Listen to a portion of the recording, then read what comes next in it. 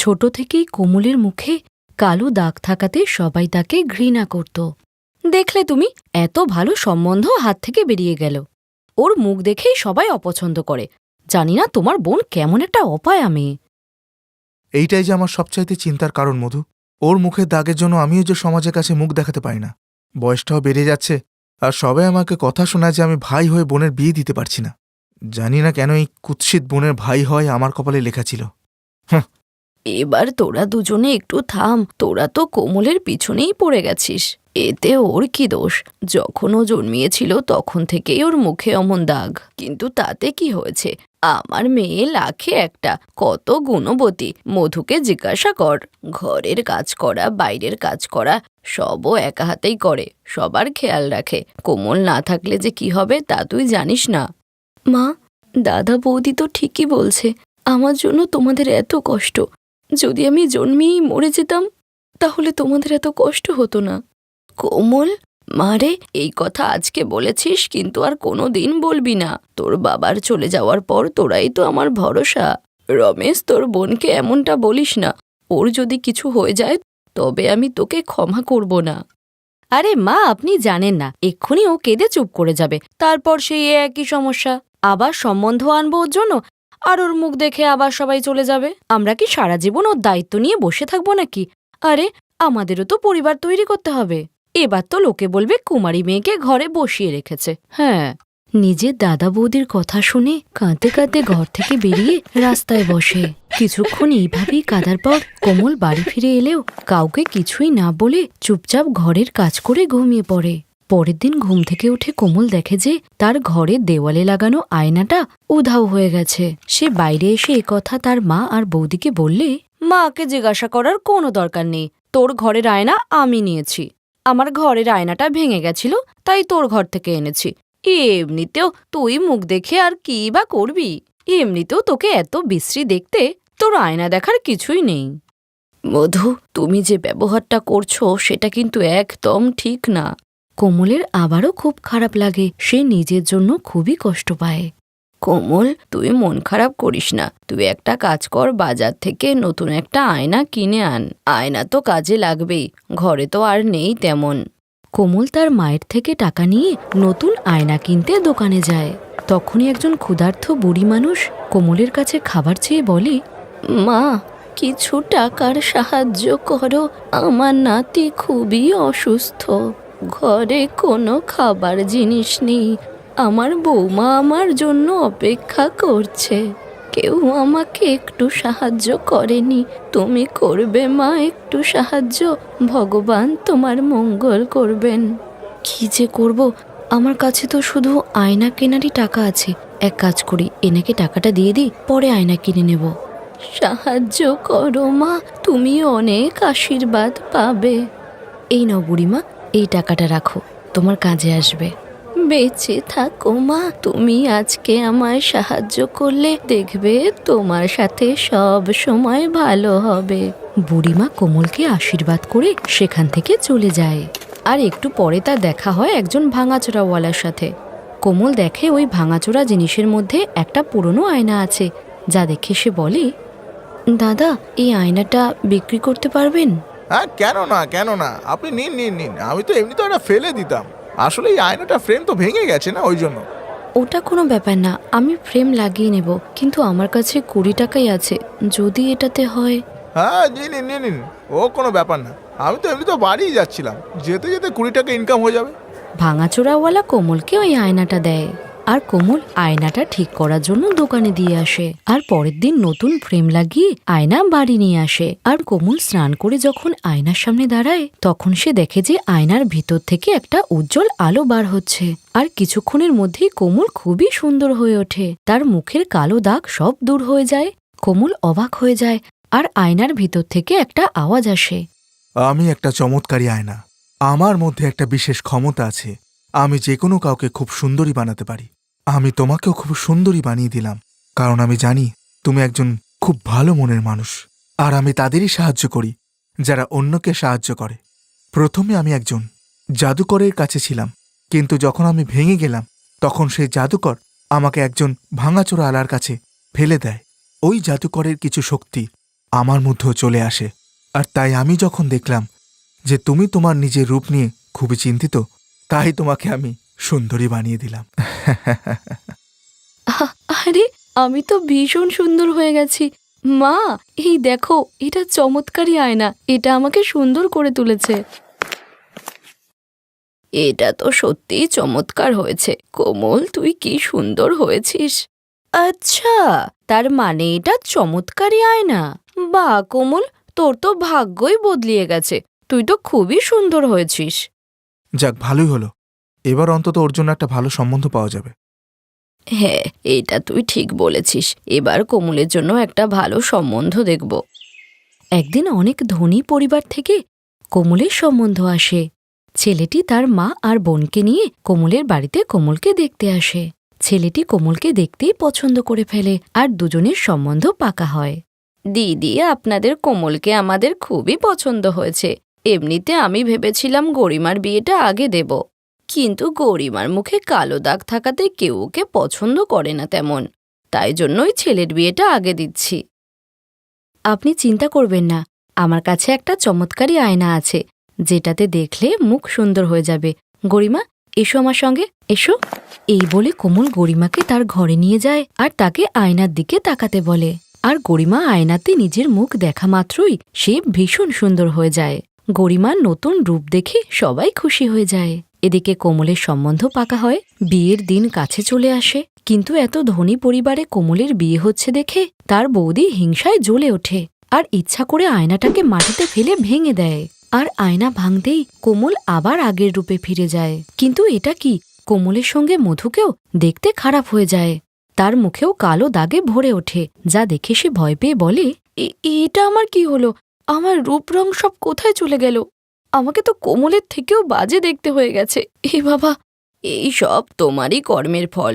তুমি ইচ্ছা করে আয়নাটা ভেঙেছ, তাই তারই ফল পেয়েছ তুমি। আজকে আমার মেয়ের বিয়ে, আর আমার মেয়ের বিয়ে ভাঙার জন্য তুমি আয়নাটা ভেঙে ফেললে? তোমার এত হিংসা! মধু মা ঠিকই বলছে। আমিও তো চাইছিলাম যে কোমলের বিয়েটা হয়ে যাক, তাই তো আমি খুব খুশি ছিলাম। কিন্তু তুমি যে সব নষ্ট করে দিলে। তুমি তুমি ওই কাচের আয়নাটাকে ভেঙে ফেলে দিলে, যার জন্য আমার বোন রূপ ফিরে পেয়েছিল। হে জাদু আয়না, তুমি ভেঙে গেছো ঠিকই, কিন্তু আমি জানি তুমি আমাকে শুনতে পাচ্ছ। তুমি আমার বৌদিকে ঠিক করে দাও। হ্যাঁ, আমি তোমায় শুনতে পাচ্ছি। আমার জাদু শেষ হওয়ার আগে আমি তোমার বৌদিকে ঠিক করতে পারবো, কিন্তু এর জন্য তোমায় নিজের সৌন্দর্যের বলিদান দিতে হবে। যদি তোমার বৌদি সুন্দরী হয়ে যায়, তাহলে তোমাকে কিন্তু সারা জীবনের জন্য এই কুৎসিত রূপেই থাকতে হবে, ঠিক যেমনটা তুমি আগেই ছিলে। এবার বলো, তুমি কি রাজি আছো? হ্যাঁ, তুমি আমার বৌদিকেই ঠিক করে দাও। আমি আগের মতনই ঠিক আছি। আমার ভাগ্যে যা লেখা আছে তাই হবে, তবে আমার বৌদিকে এত বড় শাস্তি দিও না। কোমলের কথা শুনে মধুর চোখে জল চলে আসে, আর জাদুর আয়না মধুকে ঠিক করে দিলেও কোমল একই রকম থেকে যায়। এরপর মধু তার ভুল বুঝতে পারে, কিন্তু ভয় এটাই ছিল যে কোমলের শ্বশুরবাড়ির লোক কোমলকে এই রূপে দেখে বিয়ের জন্য অস্বীকার না করে। কিন্তু এমনটা ছিল না। কোমল, তোমার সৌন্দর্য তো তোমার মনের ভিতরে। মানুষ তার ব্যক্তিত্ব দিয়েই সুন্দর হয়ে ওঠে, নাকি তার রং দেখে। আমার বাড়ির বৌমা তুমিই হবে। আজকে তোমার জন্য আমাদের গরিমা সুন্দর হয়েছে, যেটা কেউ কখনো করেনি। দিদি, বিয়ের তোড়জোড় শুরু করুন।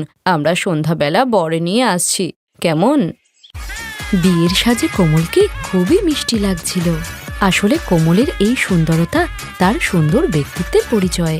আর বিয়ের পর কোমল তার মা বৌদিকে জড়িয়ে ধরে হাসি খুশি হয়ে শ্বশুরবাড়ি যায়। ওয়াও, এই লিপস্টিকটা কত সুন্দর লাগছে আমার ফেসে। আর এই আইশ্যাডো, এটা অনেক বিউটিফুল। বাট এই ড্রেসটা, এটার কিছু একটা করতে হবে। আরে দিদি, এটা কি করছো তুমি? এত সুন্দর ড্রেসটা কেন ছিঁড়ছো? চুপ কর তো। এই ড্রেসটা আমার। আমি ছিঁড়বো না সেলাই করব, আমার ব্যাপার। তুই নিজের মুখটা বন্ধ রাখতো। আমার রুম ক্লিন করতে এসেছিস না, সেটাই কর। আর চুপচাপ যা এখান থেকে। তোমার ঘর তো আমি সকালবেলাই পরিষ্কার করে দিয়েছি দিদি, আমি সেজন্য আসিনি। তাহলে কেন এলি? আসলে দিদি, কাল তো কলেজে ফ্রেশার্স পার্টি আছে, তো তুমি কি আমায় একটু মেকআপ করে দেবে দিদি? কি বললি মেকআপ? ওতে তোর কি হবে? তুই কালীকুষ্টি থেকে আমার মতো ফর্সা সুন্দরী দেখতে হবি নাকি? আর তাছাড়া একটা কথা বলতো, তুই পার্টিতে কি পরে যাবি? আসলে মায়ের একটা শাড়ি আছে তো, ওটাই পরবো। সত্যি তোর কিচ্ছু হবে না। একেই তো তোর এই বিশ্রী কালো বদন, তার উপরে আবার শাড়ি। এর থেকে ভালো তুই ফ্রেশার্স পার্টিতে নাই যা। এটা তোর জন্য ভালো আর আমার জন্য। এই বলে শিলা ঘর থেকে বাইরে বেরিয়ে গেল। একে অপরের খুড়তুতো বোন ছিল। সোনিয়া শিলার পিসির মেয়ে ছিল, যে প্রথমে তার বাবা এবং তারপরে তার মা সবিতার মৃত্যুর পর একদম একা হয়ে গিয়েছিল। তাই তার মামা শৈলেন্দ্র মানে শিলার বাবা সোনিয়াকে নিজের বাড়িতে এনে তাকে নিজের কাছে রেখেছিল। উনি সোনিয়ার অ্যাডমিশন শিলার সঙ্গে একই কলেজে করিয়ে দিলেন। কিন্তু এসবের পরেও সোনিয়ার একাকিত্ব কিছুতেই দূর হলো না, কারণ ওর মামি শালিনী আর শিলা কেউই সোনিয়াকে দুচক্ষে সহ্য করতে পারত না, কারণ সোনিয়ার গায়ের রং একটু চাপা ছিল। এই কারণে ওরা দুজনেই সবসময় ওর গায়ের রং নিয়ে মজা করত। মামি, আমি জলখাবার বানিয়ে দিয়েছি, এবার যাই। কেন? ঘরে কি শুধু জলখাবারই বানাতে হয় নাকি? ওই যে কাপড়গুলো দেখছিস ওগুলোকে ধোবে। কিন্তু মামি, আমায় যে কলেজ যেতে হবে। উফ, একে তো চেহারাটা দেখতে পুরো অপয়ার মতো, আর তার উপরে কাজ না করার বাহানাতে পিএইচডি। আর তাছাড়া তুই কলেজের ফ্রেশার্স পার্টিতে গিয়ে কি করবি? কেন মামি, আমি কেন যেতে পারি না ফ্রেশার্স পার্টিতে? শিলা দিদি তো অনেক আগেই চলে গেছে, তুমি তো ওকে বারণ করনি। আচ্ছা, তাহলে এখন তুই আমার মেয়ে শিলার সঙ্গে নিজেকে তুলনা করবি? তুই যে ওর পায়ের ধুলোর সমতুল্য না। নিজের ছেলেটা আয়নায় কখনো দেখেছিস? তোর ভাগ্য ভালো যে আমরা তোকে এখানে আশ্রয় দিয়েছি, না হলে এতদিনে তো তুই রাস্তার ডাস্টবিন থেকে খাবার কুড়িয়ে খেতিস। তাই চুপচাপ গিয়ে কাজ কর। এরকমটা সোনিয়ার সঙ্গে প্রায় রোজ দিনই হতো। কখনো শালিনী আবার কখনো শিলা ওর শ্যামলা রঙের জন্য ওকে নিয়ে মজা করার একটি সুযোগও ছাড়ত না। ওদের এই ব্যবহারে সোনিয়া খুব কষ্ট পেত আর সবসময় ওর মায়ের কথা মনে পড়তো। মা, তুমি আমায় ছেড়ে কেন চলে গেলে? তুমি তো আমায় কখনোই কুৎসিত বলনি, বরং আমি তো তোমার কাছে পড়েছিলাম না মা। কিন্তু তুমি তো ভরসা ছিলে। তাহলে আমি এরকম কেন হলাম মা? কেন এরকম হলাম? এই বলে সোনিয়া ওর মায়ের ফটো বুকে জড়িয়ে ফুপিয়ে ফুপিয়ে কাঁদতে লাগলো। তখন হঠাৎই ও লক্ষ্য করলো যে ওর মায়ের ফটোর ফ্রেমটা একটু ভেঙে যেতে লাগলো। এই দেখে সোনিয়া ওটা ঠিক করার চেষ্টা করলো তো ঠিকই, কিন্তু সেটা দুভাগ হয়ে ভেঙে গেল। সোনিয়া এটা দেখে চমকে গেল যে ওই ফটো ফ্রেমের ভেতরে একটি চাবি ছিল। আরে, এই চাবিটা আবার কোন তালার? আর মায়ের ফটো ফ্রেমের ভেতরেও বাকি করে এলো? তখনই হঠাৎ ওর কিছু মনে পড়ল। আরে, এই চাবিটা ওই তালাটার নয় তো? এই বলে সোনিয়া সঙ্গে সঙ্গে উঠে ওর মায়ের পুরনো সিন্দুকের কাছে গেল আর সেটি খুলে ফেলল। ওই সিন্দুকে সোনিয়া মায়ের জিনিসগুলো সামলে রেখেছিল। ওই জিনিসপত্রগুলোর মধ্যে একটি বাক্সও ছিল, যাতে তালা লাগানো ছিল। সোনিয়া তার মা বেঁচে থাকতে ওই বাক্সটি তাদের বাড়িতে কখনোই দেখেনি, কিন্তু মায়ের মৃত্যুর পর ওই বাক্সটি তার মায়ের জিনিসগুলোর মধ্যেই ছিল। কিন্তু যদিও সে তখন চাবি না থাকায় ওই বাক্সটি খুলতে পারেনি, তাই আজ চাবিটি পেয়ে সে বাক্সটিকে খোলার চেষ্টা করলো। আরে, এই তালাটা তো খুলে গেল, কিন্তু মা এই চাবিটাকে এত লুকিয়ে কেন রেখেছিল? নিশ্চয়ই কোনো ব্যাপার আছে। এই বলে সোনিয়া যখনই ওই বাক্সটিকে খুলল, তখনই সে লাল মখমল কাপড়ে মোড়া একটি ফেস ক্রিম দেখতে পেল। আরে, এটা তো সেই ফেস ক্রিমটা যেটা মা সবসময় মুখে মাখতো। কিন্তু মা এটাকে এই বাক্সে কেন রেখেছে, তালাবন্দি করে? এই বলে সোনিয়া যখনই ওই বাক্সটিকে একটু উল্টে পাল্টে দেখল, তখনই সে একটি কাগজ দেখতে পেল। সেখানে একটি চিঠি ছিল, যা সোনিয়ার মা ওকে লিখেছিলেন। ও সেটি খুলে পড়তে শুরু করলো। সোনিয়া, মা আমার, এই চিঠির সাথে যে ফেস ক্রিমটা পেয়েছো, এটা কিন্তু কোনো সাধারণ ক্রিম নয়, এটা একটা জাদুর ক্রিম।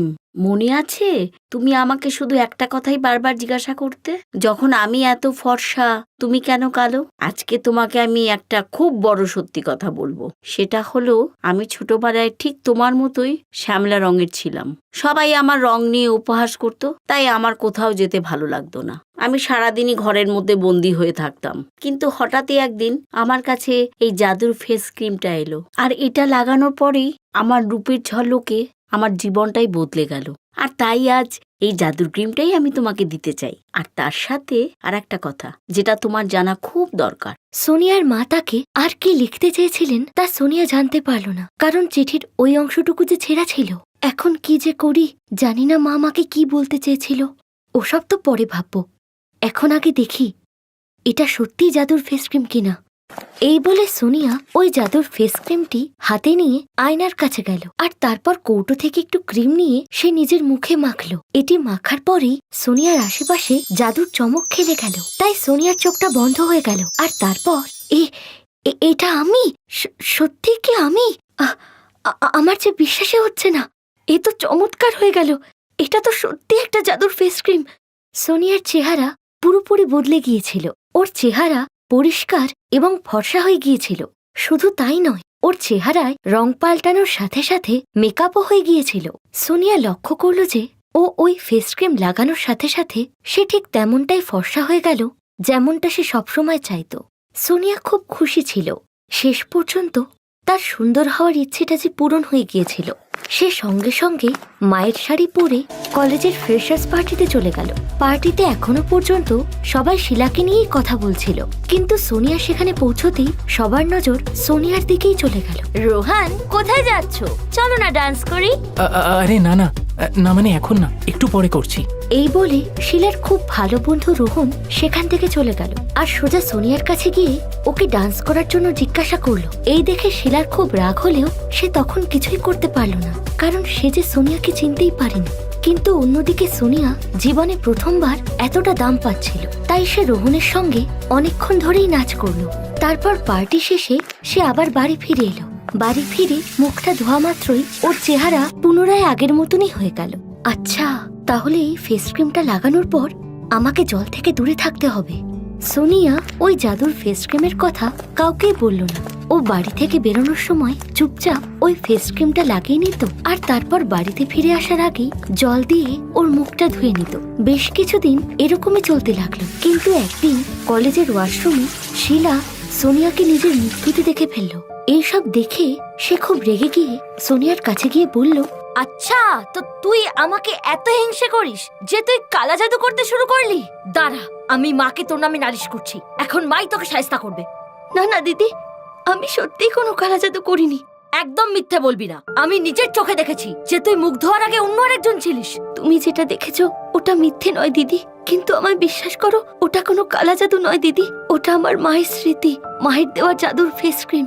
সোনিয়া শিলাকে ওই ক্রিমের ব্যাপারে সব সত্যিটা জানালো। শিলা সঙ্গে সঙ্গে ওই ক্রিমটা সোনিয়ার হাত থেকে ছিনিয়ে নিয়ে নিজের ব্যাগে রেখে দিল। দিদি, এটা কি করছো তুমি? ওটা আমার ক্রিম, আমাকে ফেরত দাও। চুপ করে থাক বলছি পোড়ামুখী। এই পৃথিবীর কোনো মূল্যবান জিনিস তোর জন্য হতেই পারে না। এই বলে শিলা সেখান থেকে চলে গেল আর বাড়ি ফিরে প্রথমে ওই ফেস ক্রিমটা নিজের মুখে মাখলো। সে তো প্রথম থেকেই ফর্সা ছিল, কিন্তু তাও সে আরো সুন্দর হতে চেয়েছিল। সে ক্রিমটি মুখে মাখতেই আবার ওই জাদুর চমক খেলে গেল। আর তারপর শিলা দেখলো, এটা কি হয়ে গেল? এটা কি হয়ে গেল আমার চেহারার সাথে?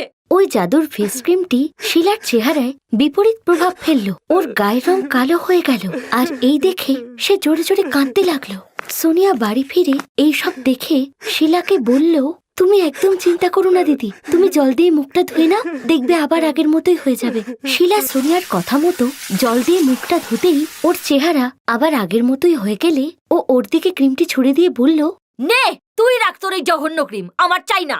সোনিয়া নিজের ক্রিমটিকে ফেরত পেয়ে খুব খুশি হলো, কিন্তু সে এটা বুঝতে পারছিল না যে ওই ফেস ক্রিম শিলার ওপর কেন বিপরীত প্রভাব ফেলল। সোনিয়া আরেকবার ওই বাক্সটিকে নেড়ে ছেড়ে দেখলে চিঠির ছিঁড়ে যাওয়া অংশটি বেরিয়ে আসে আর সোনিয়া ওটি পড়তে শুরু করলো। মা, এই ফেস ক্রিমের আসল জাদুটা হলো এই যে এই ক্রিমটা মানুষের মনের রঙের ছাপটাই তার মুখের ওপর ফেলে। তাই এই ক্রিমটা তোমার মনের রংটাই কিন্তু ফুটিয়ে তুলবে। এখন সোনিয়া তার প্রশ্নের উত্তর পেয়ে গিয়েছিল আর তার সাথে এটাও বুঝে গিয়েছিল যে সারা জীবন সুন্দর থাকতে হলে তাকে কি করতে হবে আর কি না। Thanks for watching.